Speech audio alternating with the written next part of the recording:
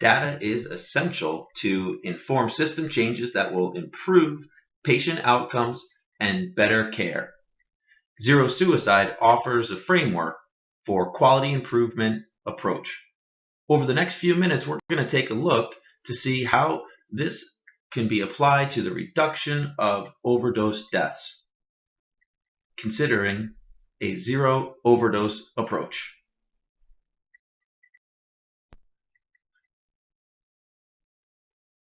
Zero Suicide offers the following framework: measuring outcomes of interest, especially suicide deaths, assessing other aspects of care, setting goals, and tracking fidelity to the model.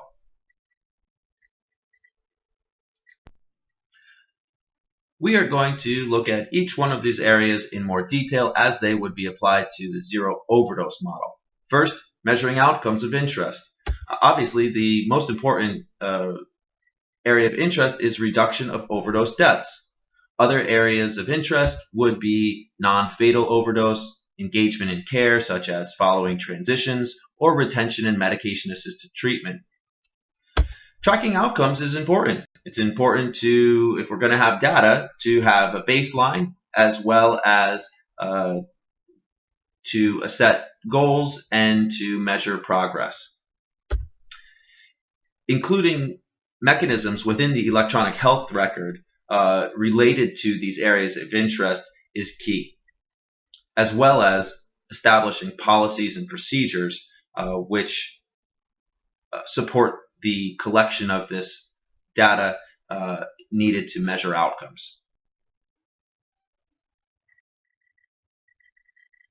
Next, we consider other areas to assess for care related to the zero overdose model, and that may be patient satisfaction, collected related to how they feel their care is as it relates to medication-assisted treatment, co-occurring issues, or in response to non-fatal overdose transitions of care, etc. Focus groups of patients and family members is a great way to collect feedback. This can be include survivors of non-fatal overdose or family members of fatal overdose. Root cause analysis is a process for collecting information and examining the underlying causes within a health or behavioral healthcare setting for adverse events. Pre- and post-session trainings, assessments for staff are a way to assess for improvements in care over time.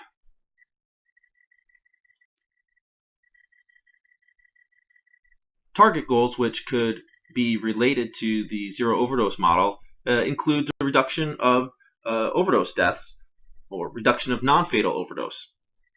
For organizations which are earlier in the process, this may also include setting and establishing a baseline of what the current trends within the organization are. Target goals could include screenings, safety plans, successful referrals into the organization or to higher levels of care, transitions of care, changes in staff attitudes and practice related to medication-assisted treatment service, either expanding capacity, number of patients served, or retention within the program.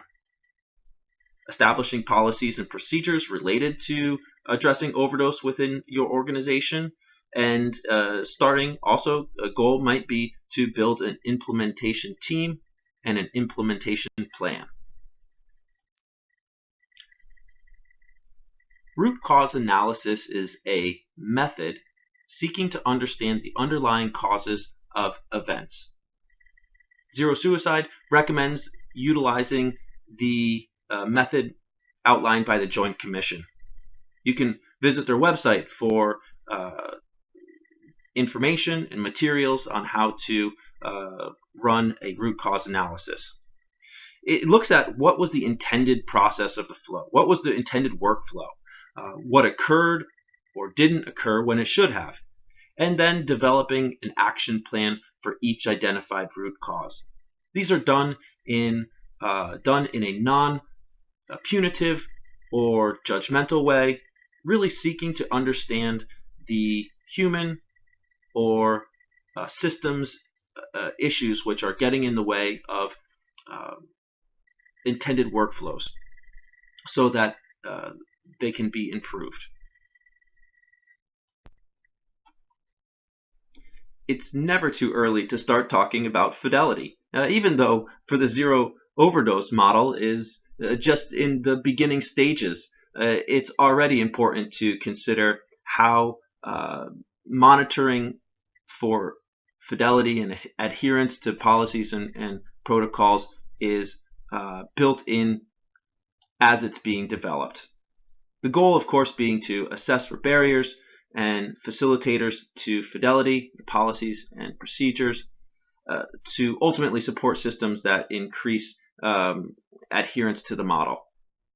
Again, zero suicide has a very established framework, recommendations, policies, and procedures, which lends itself to monitoring for adherence.